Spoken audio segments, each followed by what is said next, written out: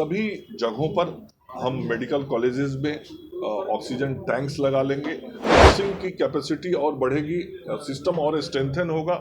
Oxygen generation plant हमको लगाने थे, वो लगाने का कार्य भी बहुत तेज गति से पूरे राज्य में हो रहा है। मेरे वेव की बात आपने की, उसमें खास करके बच्चों के प्रति सचेत रहने के लिए केंद्र की सरकार ने एक योजना बनाया है। नमस्कार, आप देख रहे हैं लाइव सिटीज में हूँ आपके साथ शिवम। देश में कोरोना की तीसरी लहर की आशंका को देखते हुए अब बिहार सरकार अलर्ट मोड पर आ चुकी है। आपको बता दें कि जिस तरह से यह आशंका जताई जा रही है कि सितंबर के लास्ट वीक और अक्टूबर के पहले वीक में देश में एक बार फिर से कोरोना की तीसरी लहर आ सकती है। इसको लेकर जब हमने बिहार के स्वास्थ्य मंत्री मंगल पांडे से बात की कि क्या कुछ तीसरी लहर को लेकर तैयारियां चल रही हैं, क्या कुछ कह रहे हैं बिहार सरकार के स्वास्थ्य मंत्री मंगल पांडे, पहले आप वो सुने।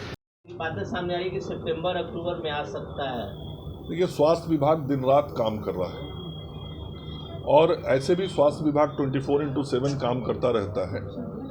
चूँकि विभाग के ऊपर 12 करोड़ लोगों के स्वस्थ रखने की जिम्मेवारी है और इस कोरोना के संकट के समय में व्यवस्थाओं को और बेहतर और सुदृढ़ करना है। यह काम बहुत जिम्मेवारी के साथ विभाग कर रहा है। और अभी आपने देखा होगा कि 10 अगस्त को माननीय मुख्यमंत्री जी के द्वारा कई कार्यक्रमों और योजनाओं की शुरुआत हमने की है और उसका मकसद ही है कि आगे आने वाले समय में राज्य के स्वास्थ्य व्यवस्थाओं को हम बेहतर करें। कल ही बिहार तकनीकी सेवा आयोग से जो जनरल मेडिकल ऑफिसर हैं, उनके नियुक्ति के लिए उनका परीक्षा फल प्रकाशित हो गया है और बहुत शीघ्र जो सामान्य चिकित्सक चयनित हुए हैं, उन सभी चयनित सामान्य चिकित्सकों को पदस्थापित कर दिया जाएगा। इसके साथ ही विशेषज्ञ चिकित्सा पदाधिकारियों की भी चयन की प्रक्रिया बिल्कुल अंतिम दौर में है, उनके भी परिणाम आने वाले हैं। तो आगे 15-20 दिनों के अंदर राज्य के में ये लगभग 2,500 से 3,000 के बीच चिकित्सकों की नियुक्ति का कार्य पूरा किया जाएगा। यह बड़ी बात होगी। 2,500 लगभग जीएनएम की नियुक्ति 10 अगस्त को की गई है और आगे आने वाले दिनों में एनएचएम और राज्य सरकार के द्वारा रेगुलर दोनों तरह से जो नियुक्ति होनी है, उनकी संख्या अलग अलग करीब 18,000 10,500 एएनएम की नियुक्ति स्वास्थ्य विभाग के द्वारा रेगुलर एएनएम के रूप में होगी और एनएचएम के तहत भी 8,000 के करीब एएनएम की नियुक्ति होनी है। तो इस प्रकार से यह बड़ी नियुक्ति अगले कुछ महीनों के अंदर राज्य में जब होगी तो हमारे नर्सिंग की कैपेसिटी और बढ़ेगी, सिस्टम और स्ट्रेंथन होगा और डॉक्टरों की भी नियुक्ति कर रहे हैं। इसके अलावा पैरामेडिकल स्टाफ्स की नियुक्ति के लिए भी बीटीएससी में हम लोगों ने अभ्यावेदन भेजा हुआ है। कुछ के संबंध में विज्ञापन भी प्रकाशित हो रहा है।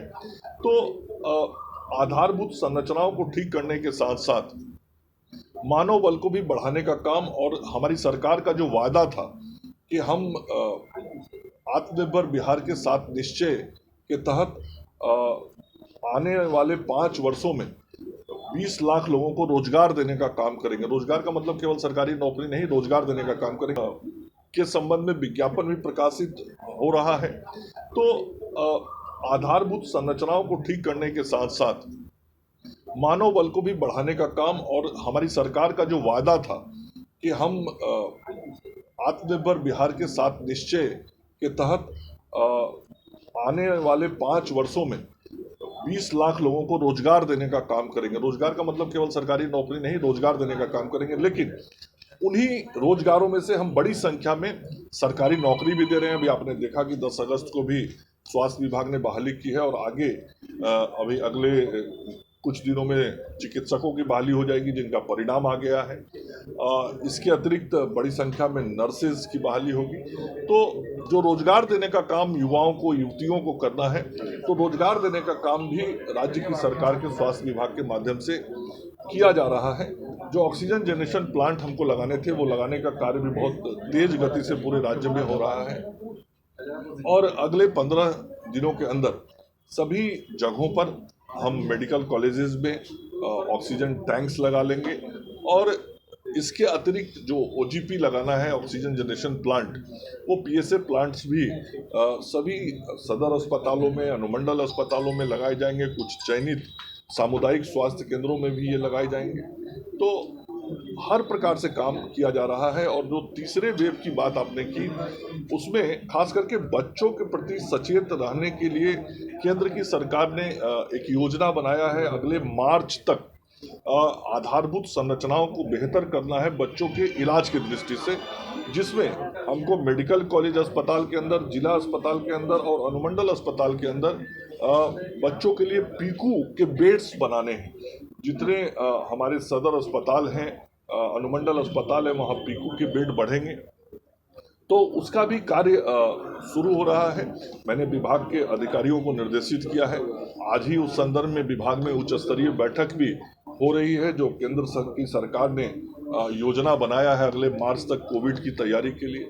साथ ही साथ मैंने पूर्व में घोषणा किया है और उस प्रक्रिया को भी विभाग आगे बढ़ा रहा है कि अगले 3 महीने के अंदर हमको राज्य के सभी प्रखंडों में advance life support system ambulance देना है और उसके क्रय इत्यादि की व्यवस्था विभाग के द्वारा की जा रही है। और हम सभी प्रखंडों में ये एडवांस लाइफ सपोर्ट सिस्टम जब एम्बुलेंस देंगे तो निश्चित रूप से ग्रामीण क्षेत्र के अंदर स्वास्थ्य सुविधाएं बेहतर होंगी और लोगों का ट्रांसपोर्टेशन जल्दी बेहतर तरीके से हो पाएगा। तो आपने साफ तौर पे सुना, बिहार सरकार के स्वास्थ्य मंत्री मंगल पांडे का कहना है कि देश में तीसरी लहर की आशंका को देखते हुए बिहार सरकार जो है वो अब अलर्ट मोड पर आ चुकी है। स्वास्थ्य विभाग के द्वारा हर एक संभव प्रयास किया जा रहा है कि जब देश में और बिहार में तीसरी लहर आएगी तो उसके लिए हर एक तैयारियां जो हैं वो स्वास्थ्य विभाग की तरफ से कर लिया गया है। और साथ ही साथ उन्होंने यह भी बताया है कि खास करके इस बार बच्चों के लिए पीकू वार्ड भी बनवाया जा रहा है।